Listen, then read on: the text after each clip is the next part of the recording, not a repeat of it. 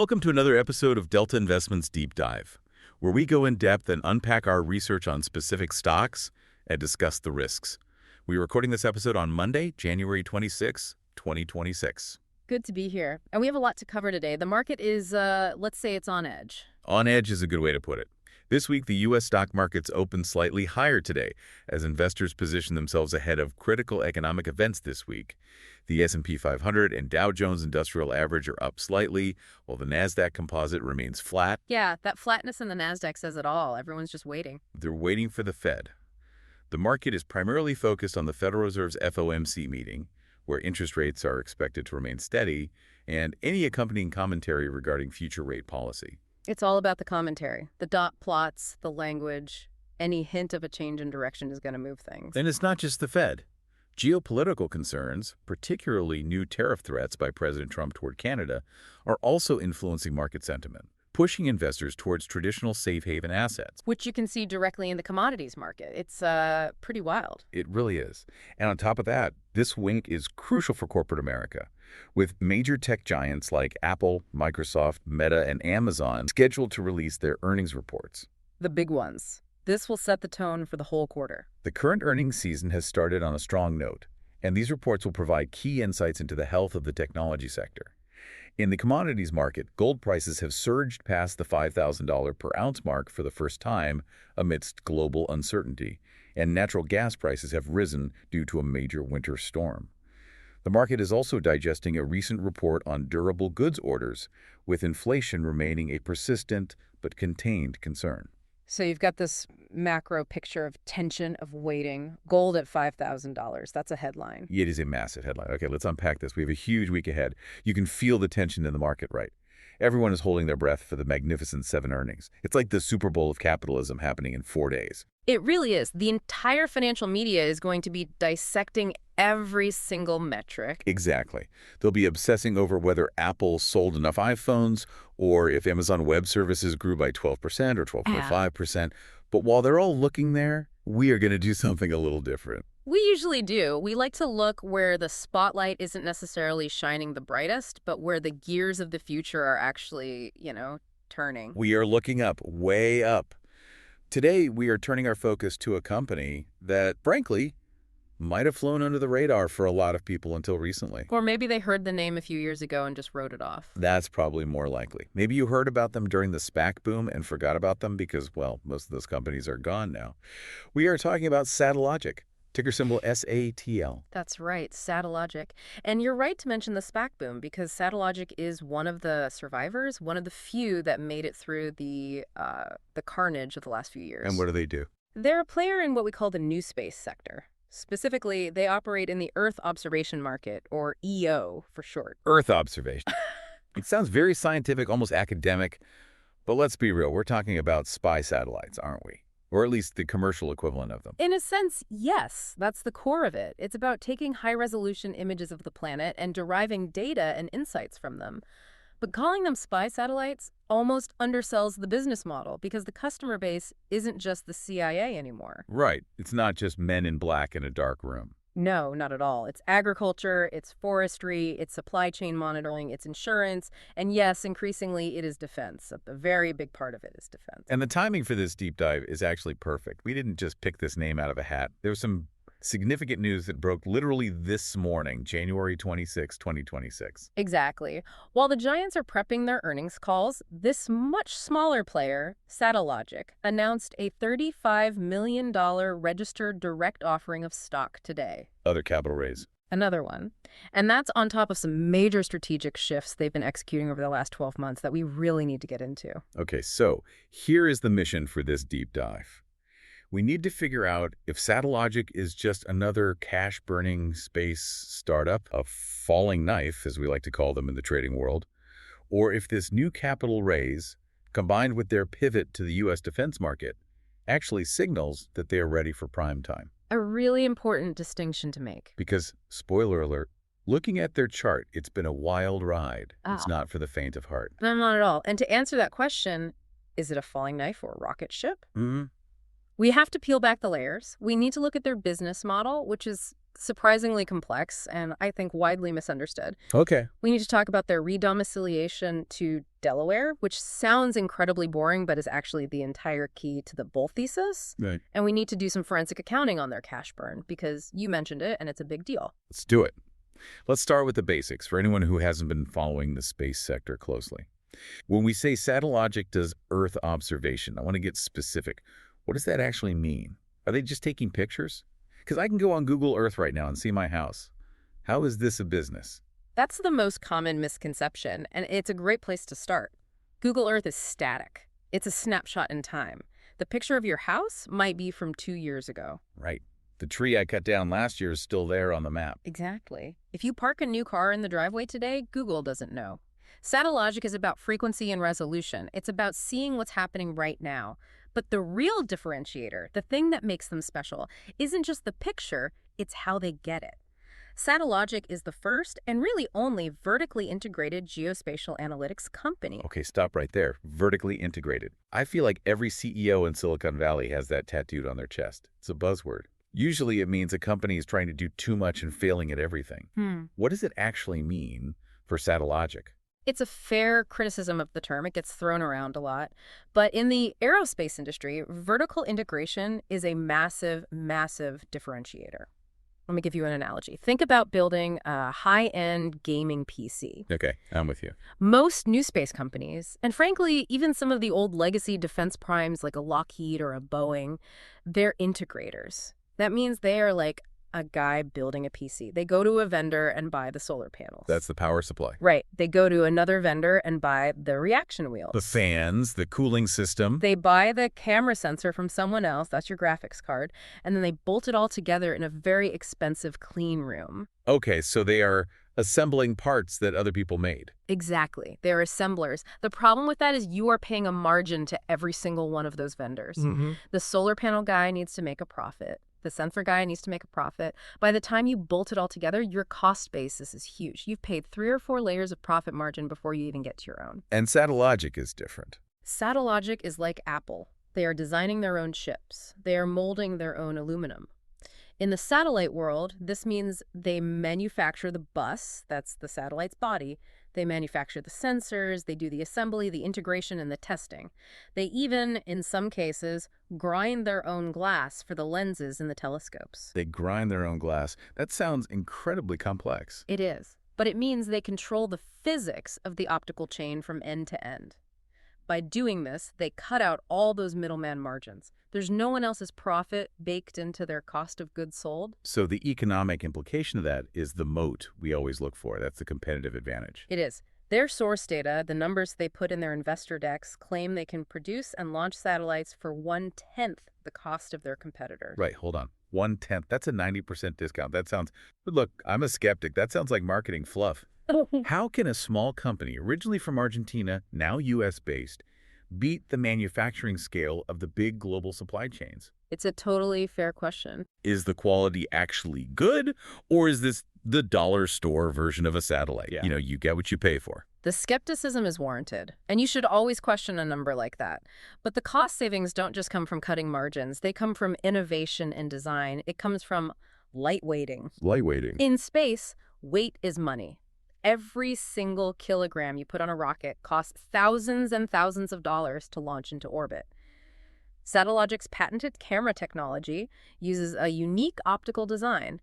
It's a folded light path that allows them to pack a huge, powerful telescope into a tiny, lightweight box. So they get the same zoom lens in a package that weighs half as much. Exactly, or even less. So they save money on manufacturing because they build it themselves, and then they save massive money on launch costs because they can fit more of their smaller, lighter satellites onto a single SpaceX rocket. They can carpool to orbit, basically. It's the ultimate carpool. And when you add all that up, they claim to achieve 60 times better unit economics than their new space peers, and something like 100 times better than the legacy competitors. Unit economics. You're talking about the cost to collect a square kilometer of data. Correct. If it costs a competitor $10 to photograph New York City, it costs Satellogic, maybe 10 or 15 cents. That gives them incredible pricing power in the market. They can lower prices to levels where competitors literally cannot follow without going bankrupt on every image they sell. That is a powerful position to be in. Okay, so they can build cheap, high-performance satellites. That's a cool engineering feat, I get that. Pillar number one is asset monitoring. This is the traditional model, the one everyone thinks of. A customer, say, a government monitoring a border or a hedge fund counting cars in a Walmart parking lot to predict earnings tasks, the satellite. So they log into a portal and say, go take a picture of this coordinate at this time. Pretty much. Satellogic takes the picture, processes it, and sells them the imagery or the data derived from it, like there are 512 cars in this lot. Okay, that's the selling JPEGs model. It's transactional. You sell an image, you get paid. What's number two? Number two is constellation as a service, or CAFS. This is where it gets more interesting and the revenue becomes more predictable. CAS, another as-a-service acronym. Of course. Imagine a government, say Brazil, wants to monitor the Amazon rainforest for illegal deforestation. They don't want to just buy single pictures. They want guaranteed access. Satellogic lets them rent control of the satellites while they are flying over that country. So for that 10 or 15 minutes the satellite is over Brazil, the Brazilian government holds the joystick. Metaphorically, yes. It gives them a sense of autonomy and priority. They decide what to shoot, when to shoot it, and they get the data privately and immediately. They don't have to compete with a hedge fund or an oil company for that time slot over their own country. Okay, that's better. It's recurring revenue. It's sticky. Yeah. Once a government builds its workflows around that data feed, it's hard to rip out. It is. It's a much stronger business model. But the third pillar, this is the one that is controversial, but also potentially the most lucrative. It's called space systems. Space systems. That sounds generic. What is it? It's hardware sales. They are selling the satellites themselves. Wait, I thought the whole point of these new space companies was to build a constellation and sell the data, like a software company. How margins were. Build one, sell 1,000,000 times. That was the original dream for everyone. Why would they sell the golden goose? Why sell the satellite itself?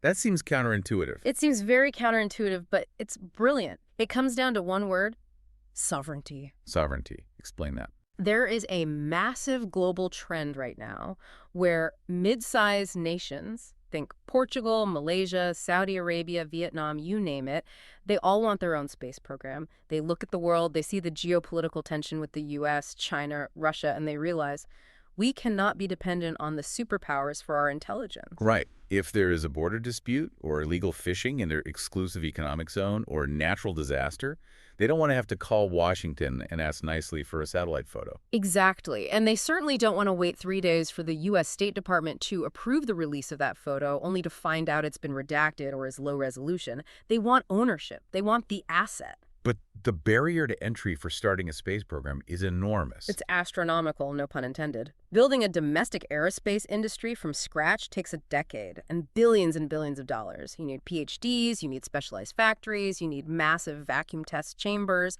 Most countries can't afford that or don't have the political will to wait that long.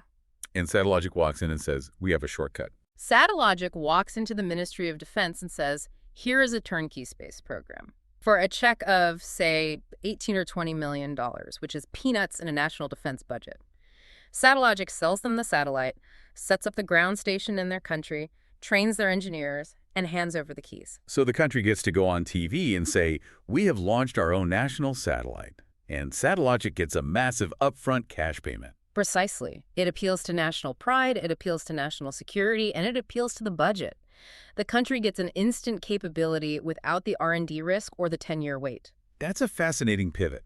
Instead of just selling the milk, they're selling the cow to people who desperately want to be dairy farmers but don't know how to raise cattle. That is a perfect analogy. And this space systems unit is what differentiates them from almost everyone else in the market. Most competitors, especially the big ones, refuse to sell their hardware because they are terrified of creating their own competition down the road. Satellogic's view is, the market for sovereign space programs is so big and our unit economics are so good, we can afford to equip these nations and still have a massive data business on the side. Okay, so that's the business model. It's much clearer now. But let's talk about the company itself, because you mentioned earlier that we are talking about them as a U.S. story, but Satellogic didn't start in Silicon Valley. They aren't a bunch of Stanford grads in a garage in Palo Alto. No, far from it. The company was founded in Argentina by Emiliano Cargimen. For a long time, their headquarters were split between Uruguay and the British Virgin Islands for corporate structuring. The BVI. Okay, that usually raises some red flags for institutional investors, especially in the defense space. It does. It screams offshore tax haven, not trusted U.S. defense partner. But over the last year, a process that just completed in early 2025, they executed a major strategic maneuver, redomiciliation to Delaware. Why go through all that headache? I assume taxes in Delaware aren't better than the British Virgin Islands. Was this just for optics, to look more American? It was way more than optics. It was survival. This was a prerequisite to compete for the biggest pot of gold in the entire global space industry, U.S. government defense and intelligence contracts. The Pentagon, the intelligence community, the whole alphabet soup. The Pentagon doesn't write big, important checks to companies based in the British Virgin Islands. Not for the good stuff, anyway. Define the good stuff. I'm talking about classified or restricted work. If you want the really big multi-year contracts from the NRO, the National Reconnaissance Office, or the NGA, the National Geospatial Intelligence Agency, you need to be a U.S. entity. Period. Full stop. What does that actually entail? It's not just changing your mailing address. Not at all. Yeah. You need a board of directors composed of U.S. citizens who can pass stringent security checks. You need a cleared workforce. Cleared, meaning they hold active security clearances. Top secret, TSSCI, that kind of thing. Exactly. You can't have a foreign national working on the encryption keys or the tasking software for a satellite that the U.S. military is using to track adversary movements. It's a hard no.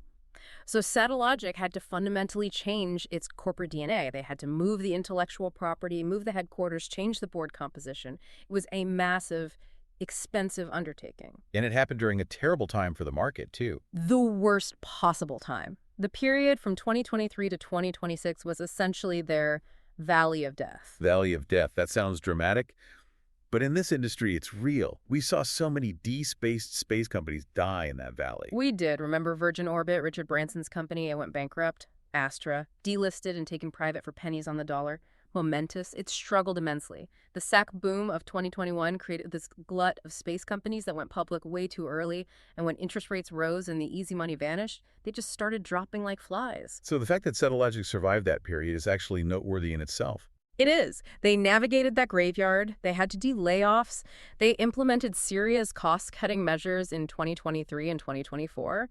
They paused some R&D. They did everything they could just to stretch their runway long enough to complete this move to the U.S. and become eligible to be a prime contractor.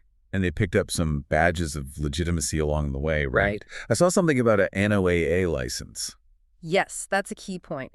They got a remote sensing license from NOAA, the National Oceanic and Atmospheric Administration. On the surface, that subjects them to more U.S. oversight. Which sounds like a negative, like more regulation. Right. It sounds restrictive. Oh, no, the government is watching us. But to a defense client, it's a stamp of approval. It's a seal of legitimacy. It means Uncle Sam has vetted us. We play by the rules. We are compliant. It de-risks the vendor for the military procurement officer. Okay, so that sets the stage perfectly. They're a U.S. company now. They have this vertical integration model. They sell satellites to sovereign nations, and they survived the SPAC apocalypse. Now let's talk about today, Monday, January 26, 2026. The stock is moving. We have news. The big news is the capital raise.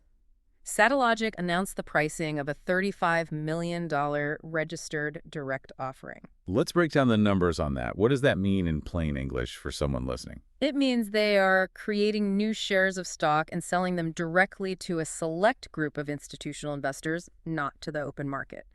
They were selling about 7.4 million shares at a price of $4.73 per share. $4.73. Okay. And this isn't the first time they've gone to the well recently. This is becoming a pattern. No, and that's important context. This is a follow-on. Just a few months ago, in October 2025, they did a larger raise. That one was about $90 million. So they've raised roughly $125 million in the last 4 or 5 months. That's a lot of cash for a company of this size. Why do they need it right now? Is the cupboard bare? Are they about to run out of money? It's a mix of defense and offense. First, the defense. De-risking liquidity. We will get to the financials in a minute, but spoiler, they are still burning a lot of cash. They are not profitable yet. This $35 million extends their runway. It kicks the can down the road. It does. It tells their customers, especially those big government customers who are thinking about signing 5-year deals, don't worry, we will still be here in 2028 to service this contract. Nothing scares a government buyer more than a vendor going bankrupt in the middle of a critical program. Exactly. But there is also the offense side of it. Growth capital. They are building their next-gen satellites. These aren't cheap to develop and manufacture. They need capital to build the inventory of satellites that they plan to sell to these sovereign customers. You have to build the hardware to sell it. And it funds the expansion of their U.S. team, hiring those cleared engineers we were talking about. Precisely. You need money to hire the talent that will win you the big contracts. Speaking of customers, they aren't just raising money to keep the lights on, they are actually signing deals. I saw the Portugal announcement. This feels like a major proof of concept for that space systems model we just talked about. It is a textbook example. It's an $18 million agreement with CEIA, which is a Center for Engineering and Product Development in Portugal. Satellogic is delivering 2 of their high-resolution Mark V satellites. Mark V. That sounds like something out of an Iron Man movie. It's their latest generation of optical satellites. But look at why Portugal is doing this.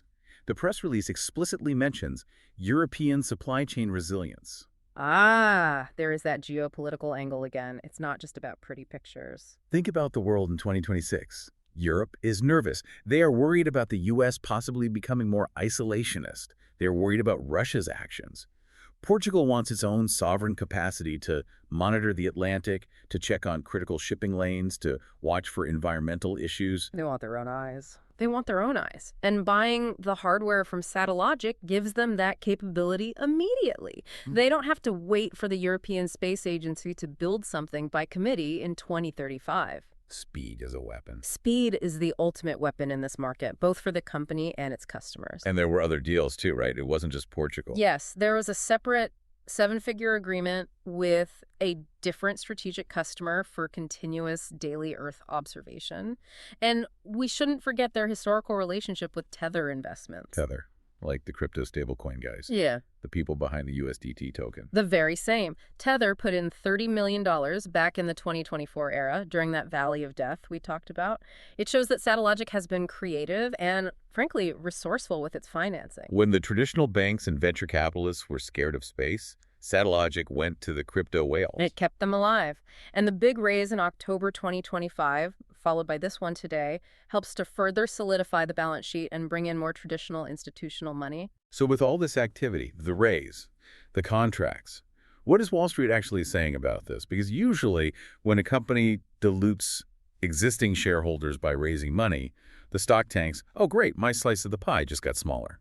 It's interesting. Craig Hallam, a boutique investment bank that tracks this sector very closely, they initiated coverage just a few days ago on January 22nd. Okay, what was their take?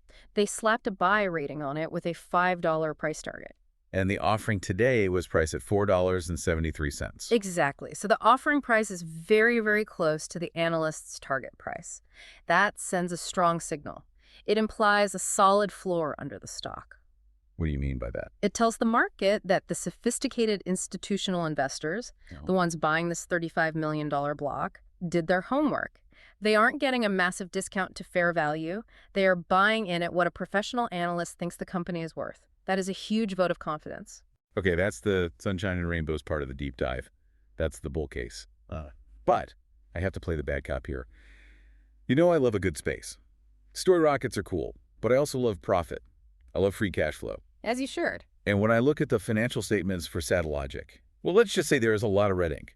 It looks like a crime scene. It's not pretty. We have to be realistic and look at this with our eyes wide open. This is the bear case, and it is formidable. You can't ignore it.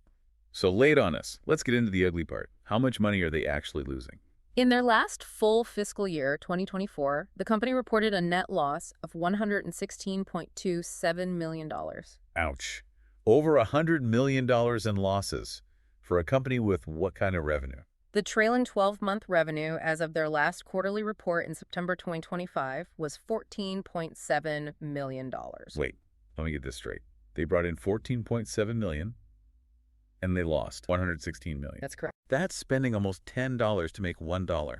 That is a horrifying burn rate. How is that even sustainable? In the short term, it isn't. It's only sustainable through capital raises like the one they did today. The operating margins are deeply negative. They're spending heavily on R&D for the next-gen satellites and on CapEx, building the factory in the Netherlands, building the satellites themselves, long before the revenue from those assets fully ramps up. They're building the church before they have the congregation. A perfect analogy. They are making a massive upfront investment, betting that the revenue will come later. And the valuation. That has to reflect this risk, right? You'd think so, but it's steep. The price-to-sales ratio, or PS, is currently sitting at 32.9. Whoa, 33 times sales. The S&P 500 average is what, 2 or 3? Even a high-growth, pure software AI company, the darlings of the market, usually sits around 10 or 15 times sales. 33 is nosebleed territory. It is. A 33 times multiple implies that investors are pricing in massive, exponential future growth. They aren't paying for what Satellogic is today. They are paying for what they think it will be in 2028 or 2030. Which means if that growth hiccups, for any reason, if a rocket explodes, if a big contract gets delayed a year, Then the stock doesn't just go down 10%, it gets cut in half or more. It has a long, long way to fall if the story breaks. and I see the short interest has gone up significantly too, so there are plenty of sharks circling, betting that that fall is coming sooner rather than later. Yes, the skeptics are out there. They are betting that the company will not reach profitability before it runs out of cash again. They look at that $116 million loss and say, the $125 million they just raised, that only buys them one more year? Then what? That's a very sobering thought. They are on a treadmill that is moving very, very fast. But someone is buying. The shorts are betting against them, but someone is taking the other side of that trade. A lot of someones. We mentioned the $35 million raise today. We mentioned Craig Hallam's buy rating. Who else is in this? This brings us back to the bull case.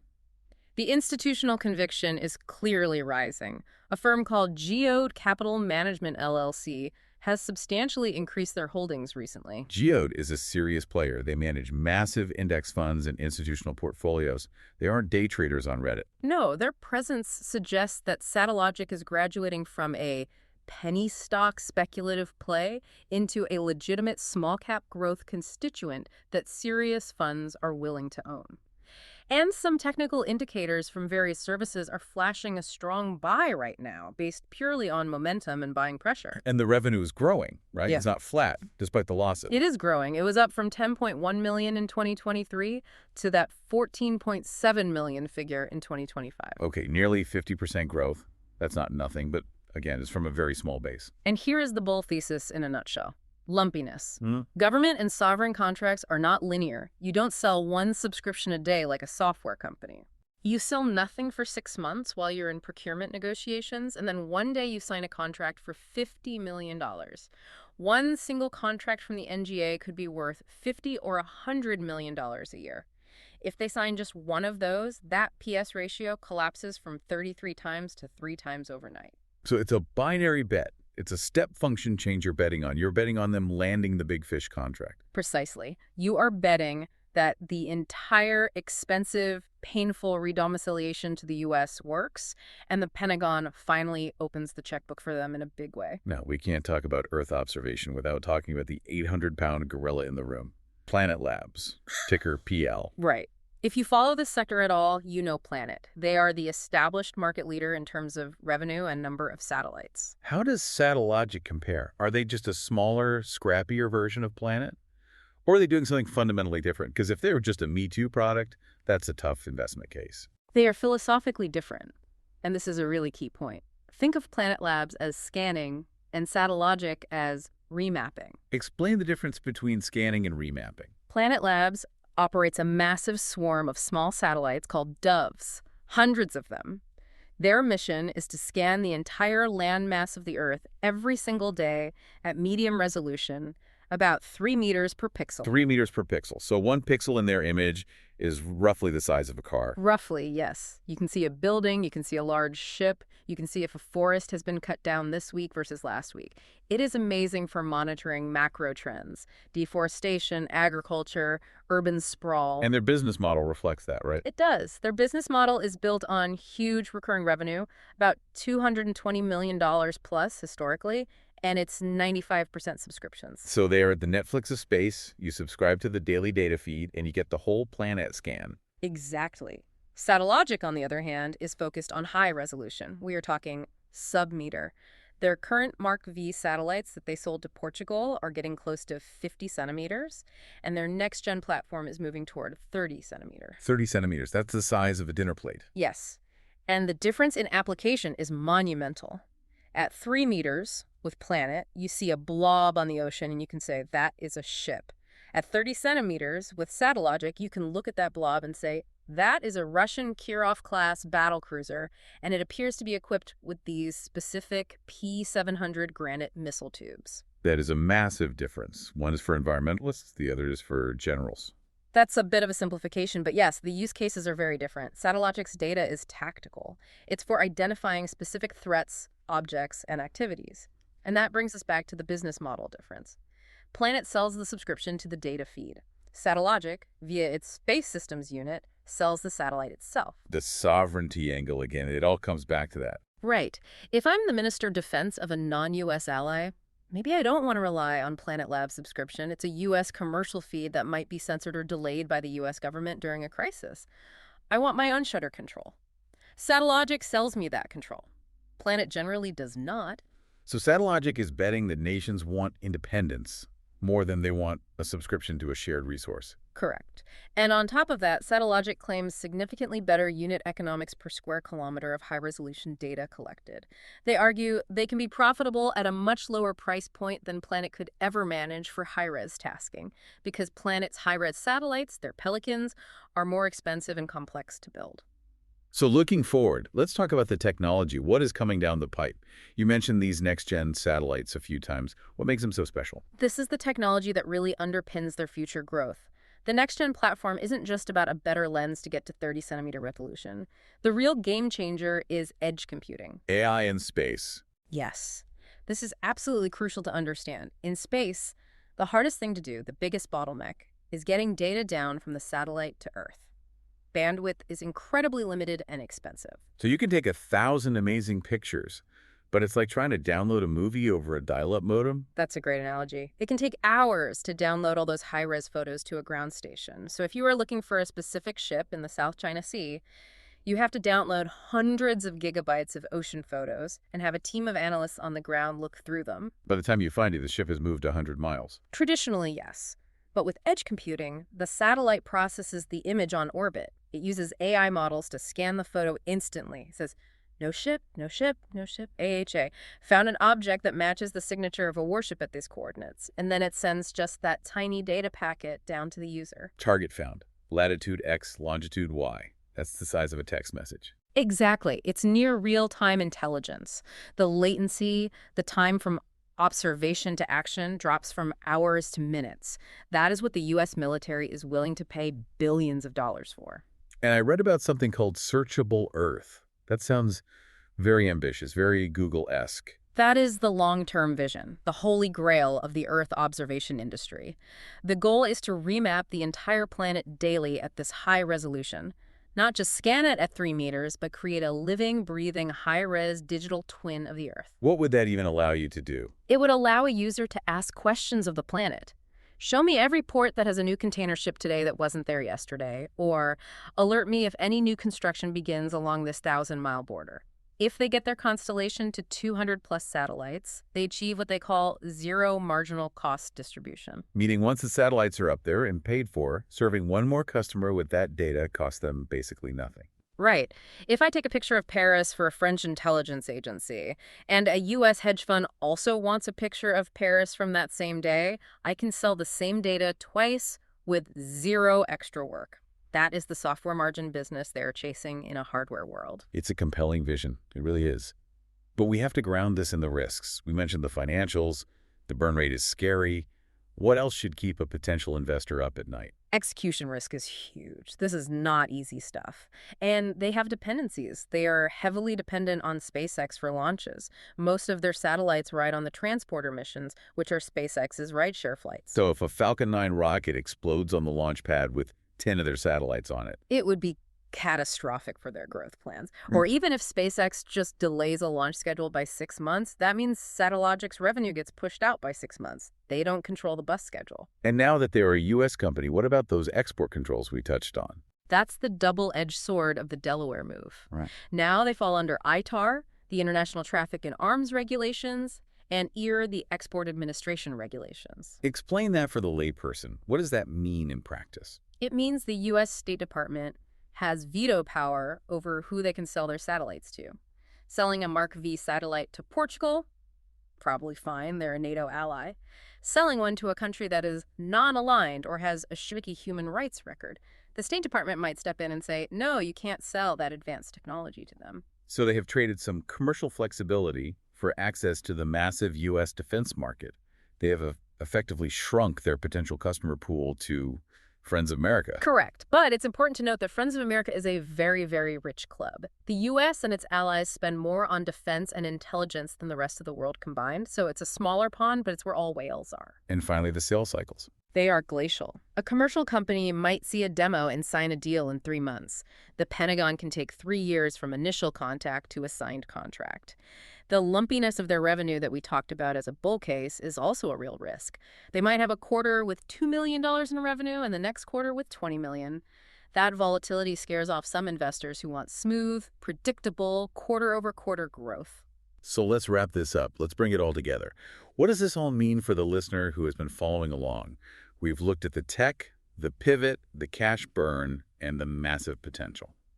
Satellogic is a classic textbook high-risk, high-reward play. It is a venture capital-style bet that you can just happen to buy on the public market. It's not a stock for your grandma's retirement fund. Definitely not. If you invest in this, you need to be prepared for extreme volatility. But the upside is backed by some real fundamentals. They have survived the industry washout, which proves they have grit and resilience. That's a point worth repeating. Just being a survivor from that SPAC class is an achievement. It really is. They have a differentiated technology with their vertical integration. That 1/10 cost advantage, even if it's only 1/5 in reality, is still a massive advantage. And they have a unique business model selling sovereignty to nations, which, as we've discussed, hits a major geopolitical nerve right now. And the $35 million raise today buys them the time to execute. It keeps the lights on and the dream alive. It does. It extends the runway. But the valuation, that 33 times sales multiple, means the market is demanding perfection. They must land those big NRO or NGA contracts. There is no other path to justifying this price. So it comes down to execution. It's all about execution. If they land those deals, the stock could be a multi-bagger. It could go to $20, $30 a share. If they don't, if the government contracts don't come through and the cash runs out again in a year, the floor is a lot lower than $4.73. It's a bet on the democratization of spy capabilities, really. Can a small, agile company based in the U.S. provide world-class intelligence infrastructure to the rest of the world, cheaper and faster than anyone else? That is the entire thesis in one sentence. And frankly, with the way the world is going, more conflict, more uncertainty, more supply chain disruptions, the demand for objective truth from space is only going up. Fascinating stuff. It's certainly one to watch, especially as we see how this new capital gets deployed over the next few quarters. We will be watching those earnings reports very closely to see if that burn rate starts to come down and if those big contracts start to land. Absolutely. The next 12 months are critical. We hope you enjoyed this deep dive, and thanks for listening. Please follow us on Spotify, Apple Podcasts, Substack, or on whatever platform it is you are listening to us on, and give us a thumbs up. Until next time. This analysis is based on publicly available information and does not constitute financial advice. Always conduct your own research before making investment decisions. By listening to this podcast, you agree that you are in charge of your own decisions and risks, and that you are solely responsible for any investment decisions you make.